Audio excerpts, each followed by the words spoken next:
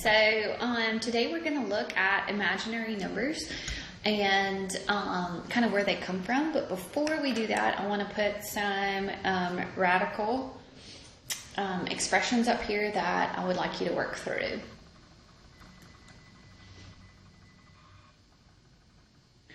Okay, so take a few minutes and simplify these for me. So it's 2 square roots of 128 plus 4 square root of 20 minus a 2 square root of 50. And then square root of 54x cubed all over square root of 3x. Simplify those for me. And then 4 times square root of 5 all over square root of a 10 minus the square root of a 12.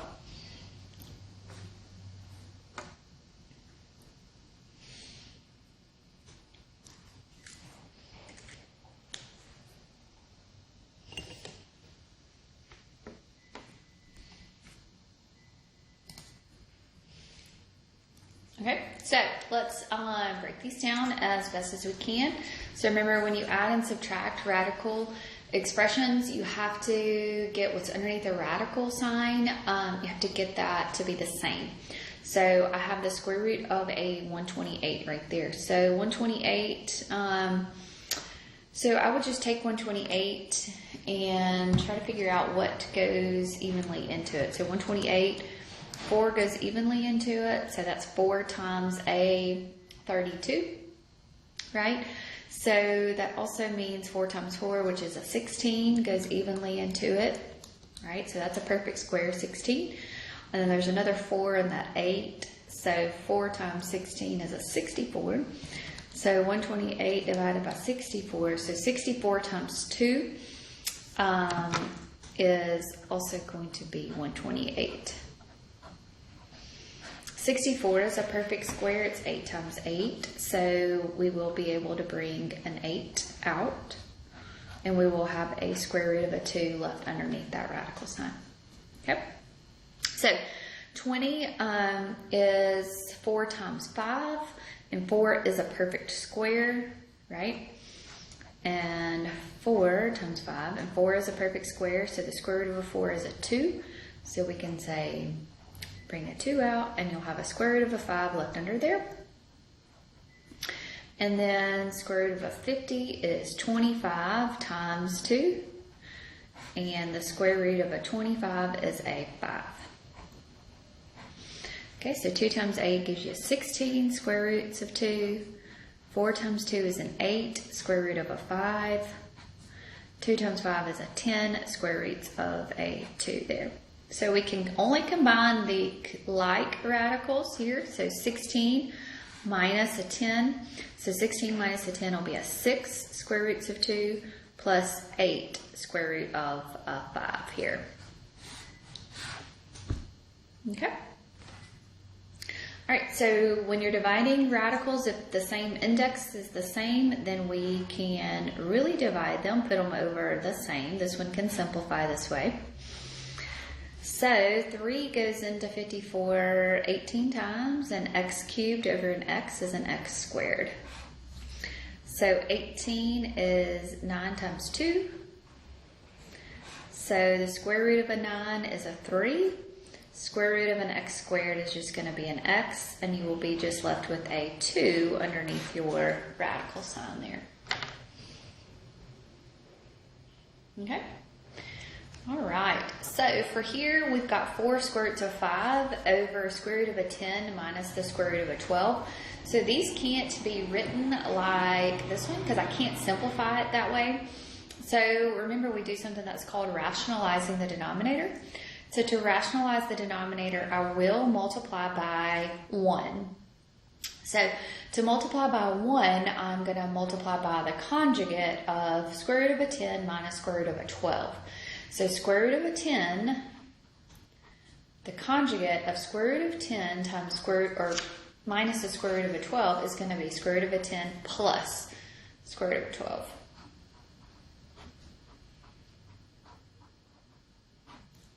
Okay.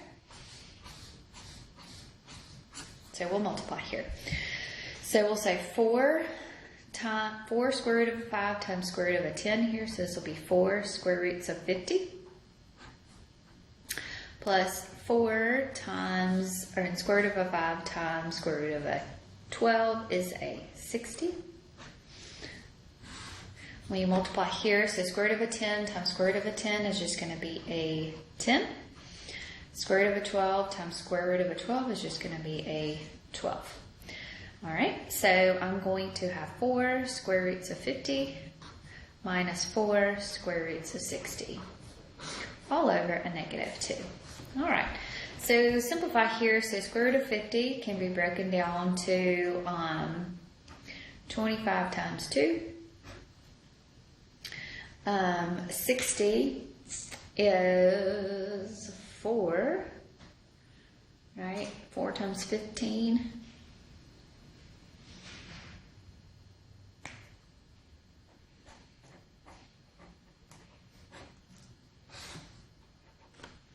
So the square root of a 25 is a 5. Square root of a 4 is a 2.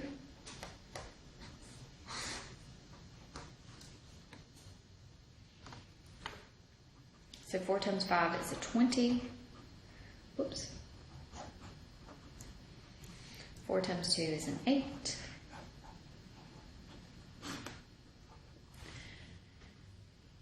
Factor out, you could take out a 2 into each one of those. So let's just factor out a negative 2. So you'll be left with a negative 10 square roots of 2 plus a 4 square roots of 15. Your negative 2's will go away. So you'll be left with negative 10 square roots of 2 plus 4 square root of 15. Okay. All right. So today we're going to look at imaginary numbers. So an imaginary number has a unit I, and I just represents a negative underneath the radical.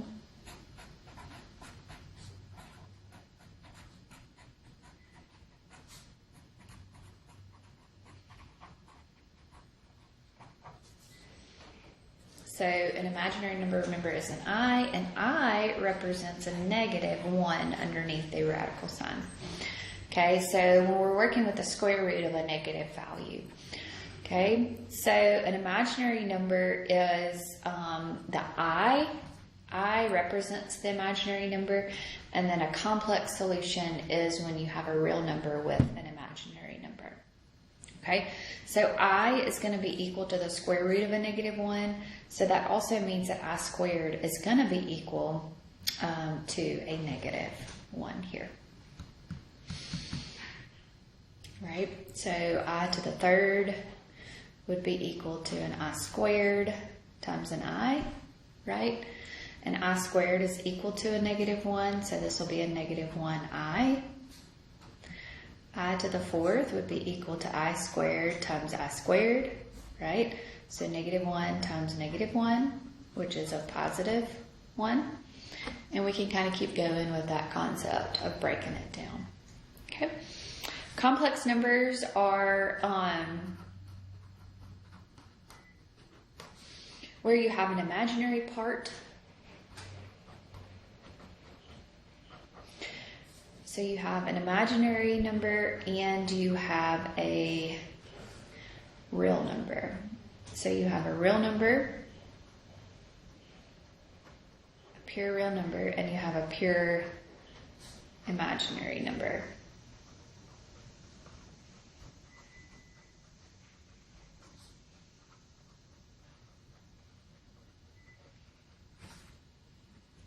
Sorry.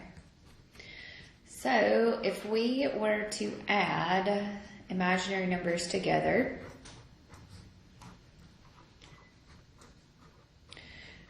or subtract them, we are going to combine like terms. So we're going to combine the imaginary parts together, and we're going to combine your real numbers together. So this will be 6 minus a 4i plus a negative 8 plus a 6i. So you combine your like terms. So 6 plus a negative 8 is a negative 2, plus negative 4i plus a 6i is a 2i. if you were to multiply, okay, so same thing, everything we're just going to multiply. So it's 2i times a negative 8 is a negative 16i, and 2 times a 5 is a positive 10i squared. But remember what I squared is equal to a negative 1. So this is going to be a negative 16i plus a 10 times a negative 1. And we rewrite it, so it's negative 10 minus a 16i. We write it in standard form. Okay, so y'all do some for me.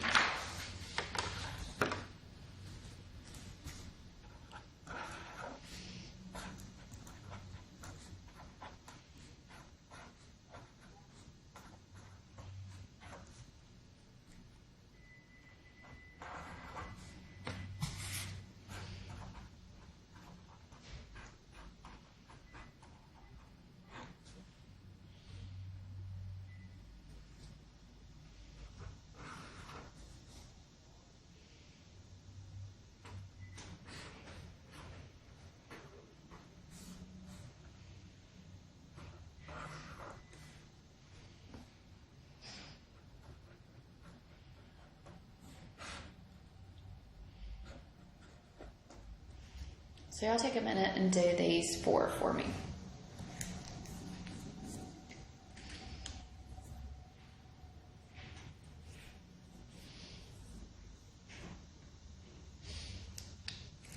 Okay, so for this one we're going to multiply. So everything in the first one gets multiplied by everything in the second one. So 5 times 9 gives you a 45. 5 times a negative 8i is a negative 40i. 3i times 9 is a 27i. 3i times a negative 8i is a negative 24i squared. So we'll combine our like terms here. So we'll have 45 minus 40 plus, or negative 40 plus a 17 is a negative 13i. And then remember, I squared turns into a negative 1. So this is going to be 45 minus a 13i plus a 24. So 45 plus a 24 is going to give me a what? 69. Good deal? So everything in the first one gets multiplied by everything in the second one. And then when we do that, we combine our like terms just like we would if that was an x. So we're going to combine our imaginary part together, and then always remember that I squared turns into a negative 1. So don't forget about that. Okay? All right, let's look at number 4, and I want you to see what's special about it. So a multiply, so 2 times 2 gives you a 4. 2 times a positive 3i is a 6i. Negative 3i times 2 is a negative 6i. And negative 3 plus times a positive 3i is a negative 9i squared. So when you're combining your middle terms here, these are going to go away, right? So we'll have 4 minus a 9, and the I squared turns into a negative 1. So this will be 4 plus a 9, which is a 13. So what do you notice here? Just like with the radicals, the radical goes away when you're multiplying by the conjugates. These are the conjugates of each other, so the I is going to go away, okay? So that helps us with number 5 and number 6. So if you didn't do this, just take a minute and try to do this for me. So what we like when we are dividing imaginary numbers is that just like a radical, you don't want a radical in the denominator, you don't want an imaginary number in just the denominator. So what you'll do is you'll multiply by 1. What that means is you're going to multiply by the conjugate of the denominator. So the conjugate of this denominator is 2 plus a 6i. But when you multiply the denominator, you're also going to multiply the numerator. So take a minute if y'all didn't get to that and do those. So this other one would be multiplying by 1 plus a 3i.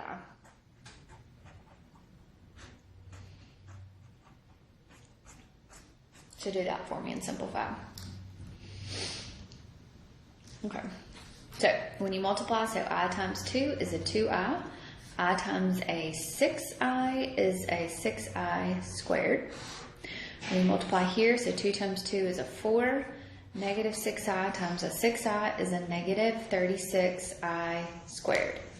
So you'll have 2i plus a 6 times a negative 1.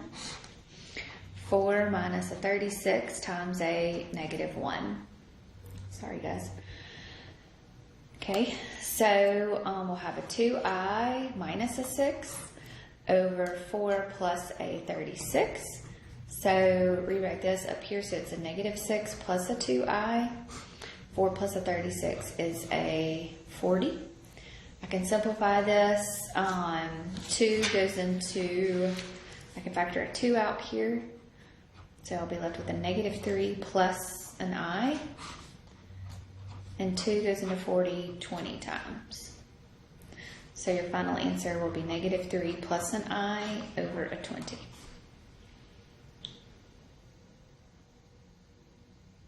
Okay. All right. So this one here, so multiply. So negative 5 times a 1 is a negative 5. Negative 5 times a 3i is a negative 15i. 5i times a 1 is a positive 5i. 5i times a 3i is a positive 15i squared. The bottom, the middle term goes away, so 1 times 1.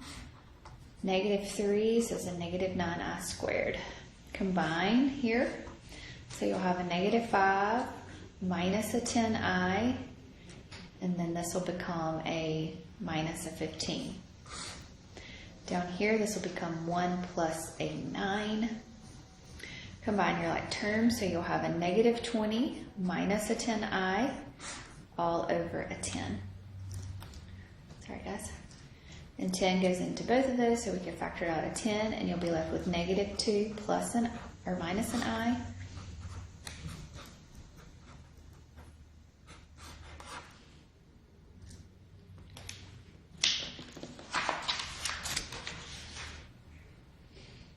Okay.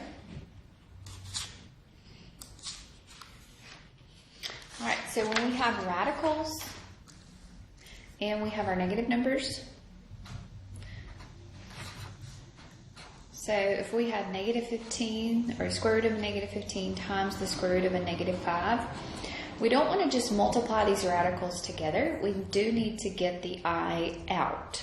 Okay, so we need to get the I out of underneath the radical. So this is going to be I times the square root of a 15. And this is going to be I times the square root of a 5. So then I times I would be an I squared. And then we would have 15 times a 5 over here. And so we would have an I squared, and 15 is 5 times 3. So this is going to be 5I squared, square roots of 3, which I squared is just a negative. So don't forget that. Simplify underneath the I, underneath here first. So simplify the I before you deal with your radicals. Okay? All right, so today I want you to just work on your homework and just catch up with all your homework. And if you have any questions, let me know. Y'all have a great day.